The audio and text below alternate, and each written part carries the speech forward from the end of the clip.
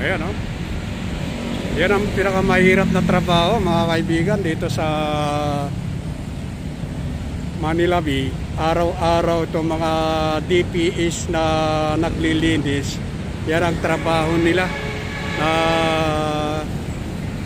kinukuha yung mga basura sa pinakamalalim na lugar dito sa singit-singit ng mga bato.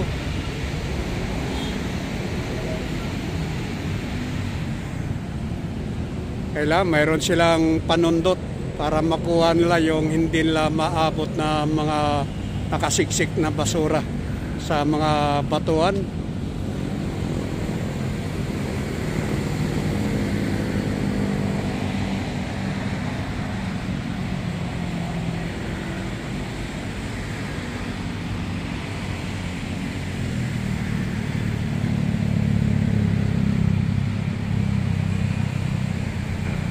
Ayan, oh, yukong-yuko sila, yung mga hindi nila kayang abutin. Ayan, oh. Lahat ng kanilang makita na nasa pinakamalalim na butas ay talagang pinipilit nilang kinukuha yung mga basura. Kapag high tide, yung mga plastic, styrofoam na pupunta sa pinakamalalim na singit ng mga bato, yan ang kanilang kinukuha. Dahil naiiwan talaga kapag nag-low tide na, yung mga basura na napupunta sa mga singit, kinukuha nila. Halo-halo. Hello, kumusta? Hindi.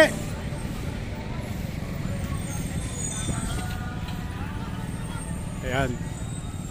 Marami tayong mga kaibigan na vlogger din dito sa Manila Bay. Mga naglilinis. Ayan. Nagbibideo sila rin dito. Nagla-live sila. Kaya pagdating ng Pasko, mayroon tayong mga supporter na nag-aabot ng tulong dito sa mga naglilinis at binibigyan ng mga pamasko itong mga naglilinis dito sa Manila Bay, mga kaibigan. Kaya yung mga nagnanais tumulong, magbigay ng konsiderasyon itong mga naglilinis, ay nag-aabot tayo minsan. Kaya ano man ang inyong may tutulong, mga kaibigan, na may bigay dito sa mga naglilinis dito sa Manila Bay. Dahil 2 beses sa isang taon lang naman na binibigyan natin ng konsiderasyon na pangkape nila, pamerienda. Kaya suportahan natin sila, itong mga naglilinis. Pagbigay tayo ng konting tulong, yung nagnanais din na makishare, na magbigay ng tulong, yung abot ng inyong mga makakaya, mga kaibigan, ay kahit papaano bigyan natin sila, at para lalo silang sisipagin sa kanilang pagtatrabaho rito sa Manila Bay, dito sa pagkukuha ng mga basura. Pinakamahirap lang, mga kaibigan, pagka nagdagsaan ng water lily, minsan naawa tayo sa kanila dahil nga napakahirap na trabaho yung maraming basura na dumadagsa kung minsan dito sa Manila Bay. Kaya minsan naabutan natin. Kaya yung mga nagnanais na tumulong dito sa mga tagalinis dito sa Manila Bay, dahil madaling araw pa lang, minsan naglilinis na sila. Kaya inaabutan natin sila ng almusal, itong mga naglilinis dito.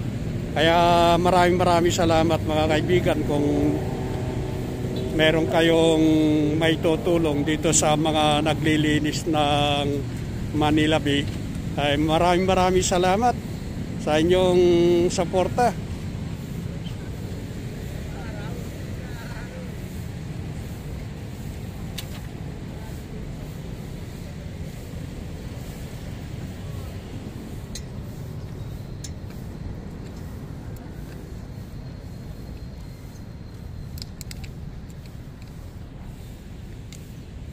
Araw-araw sila na naglilinis, talagang hindi nila tinatantanan yung mga basura. Dito lang sa pinakamahirap talaga sa mga singit-singit ng mga bato. Dahil nga talagang dinudukot nila kahit na mahirap, talagang kinukuha nila dahil halo-halo yung mga pupunta dyan sa singit-singit ng mga bato. Kaya maraming salamat. Magandang umaga muli sa inyong lahat mga kaibigan. Huwag niyong kakalimutan ibahagi sa atin mga kababayan.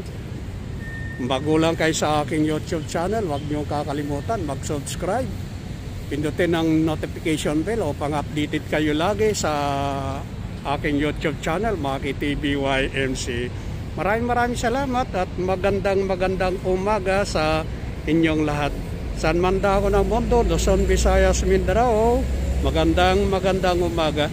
Ganon din sa atin mga kababayan na naghahanap buhay sa iba't ibang dako ng mundo.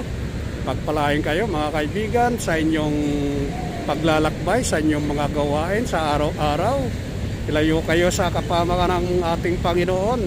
God bless you all. Good morning.